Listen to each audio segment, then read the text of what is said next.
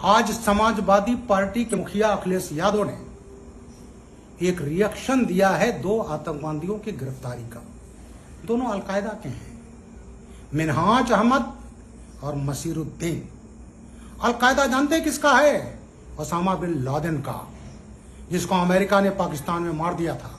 Al Zawahiri का भी पता नहीं है, वो शायद जिंदा है। अलकायदा वो है जो सीरिया और इराक में लड़ रहा है, अफगानिस्तान में लड़ रहा है, और वो आतंकवादी हैं जिन पर आज अखिलेश यादव ने कहा है कि एटीएस पर मुझे विश्वास नहीं है। मैं एटीएस को बधाई देता हूं। मैं अखिलेश जी के व्यथा समझ सकता हूं। वोट बैंक की राजनीति की तरह यह पार्टी हमेशा जिहादियों के साथ रही है। उसका प्रमाण है 26 जनवरी 93 में एसएसपी मेरठ था, पीएसी पिकेट पर हमला हुआ था, काल हुआ था। 26 जनवरी मुसलमान ना मनाए, मुसलमानों ने मनाया, मैं भी गया था। जैसे मैं घर आया धमाका हुआ, पीएसी पिकेट पर हमला हुआ।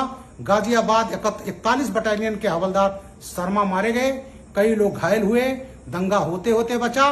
पहली बार प्रदेश में RDX, Chinese grenade, Chinese plastic grenade बरामद हुए। 5-6 आतंकवादियों के खिलाफ चार्जशीट लगी। नेताजी 93 में पावर में आते हैं। 94 में इन्होंने अपनी तुष्टीकरण की निकृष्ट लेवल पर जा करके आतंकवादियों के केस वापस ले लिए थे। फिर अदालत ने वापस नहीं होने दिया, और फिर मैं डीआईजी आगरा था। 95-96 में गवाही देने गया था, सबको आजम कारावास हो गई। अखिलेश जी 23 नवंबर 2007 को यूपी के लखनऊ, फैजाबाद, बनारस की कचहरियों में हमले हुए थे। 15 लोग मारे गए, जिसमें काफी वकील थे। और उस समय ये लश्कर तैयबा का जो संगठन था, उससे संबंधित था हुजी, उसके आतंकवादियों ने किया था। खालिद मुजाहिद जौनपुर मड़िया हूं, और डॉक्टर तारिक कासमी आजमगढ़, ये गिरफ्तार हुए थे। आजम खां जैसे समाजवादी पार्टी सरकार आई, खुलेआम अखिलेश यादव और आजम खां देते रहे कि जो जेल में मुसलमान बंद हैं उनको हम वापस निकालेंगे। बात हिंदू मुसलमान की बात नहीं है। जो अपराध करता है वो अपराधी है, चाहे वो हिंदू हो चाहे मुसलमान हो। और उसी तहत इन्होंने आतंकवादियों के केसेस निकालना चाहे। बाराबंकी में जो गिरफ्तारी खालिद मुजाहिद तारिक कासमी की हुई, उसको अखिलेश जी ने वापस ले लिया था। फिर अदालत ने वापस नहीं होने दिया। इसी बीच में खालिद मुजाहिद तारिक कासमी फैजाबाद कोर्ट में गए, लौट रहे थे, रास्ते में लू से खालिद मुजाहिद मर गया। और उसके मरने के बाद मेरे खिलाफ, और उस समय के डीजीपी विक्रम सिंह रहे, मैं तब रिटायर नहीं हुआ था, एडीजी सिविल डिफेंस था, हत्या का मुकदमा इसी बाराबंकी कोतवाली में 18 मई 2013 को अखिलेश ने कायम कराया था, मेरे 42 पुलिसकर्मियों के साथ में। ये मैसेज दिया कि इनकी हिम्मत कैसे हो गई हमारे प्यारे आतंकवादियों को गिरफ्तार करने की।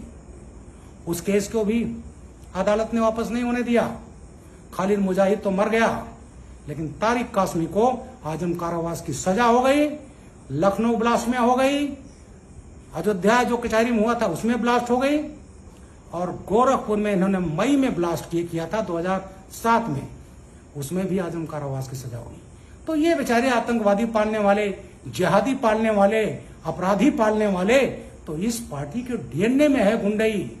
और अपने वोट बैंक के लिए, ये तुष्टीकरण के लिए किसी हद तक राजनीति पर, किसी उस पर जा सकते हैं।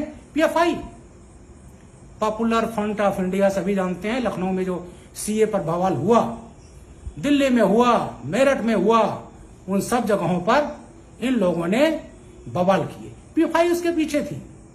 उसका पॉलिटिकल संगठन था, वो 2012 में वो भी चुनाव लड़ रहा था, बैंड नहीं है, और अखिलेश जी के फेवर में बैठ गया था। और वही पीएफआई, जितने बड़ी बड़ी घटनाएं हुई, इन सब का संबंध आतंकवादियों से है। और वो सब भी समाजवादी लोगों का पूरा संरक्षण पात्र है। 2012 से 17 अखिलेश सरकार रही उत्तर प्रदेश में, और यहां आतंकवादी दिल्ली स्पेशल पुलिस ले जाती थी, एनआईए ले जाती थी, लेकिन इनके कार्यकाल में कोई भी आतंकवादी, अरे जब डीजी के खिलाफ मुकदमा कायम करोगे, रिटायर्ड डीजी के खिलाफ करोगे, एसपी के खिलाफ करोगे, तो किस इंस्पेक्टर, किस मातहत की हिम्मत है कि वो आतंकवादियों के खिलाफ मुकदमा करे।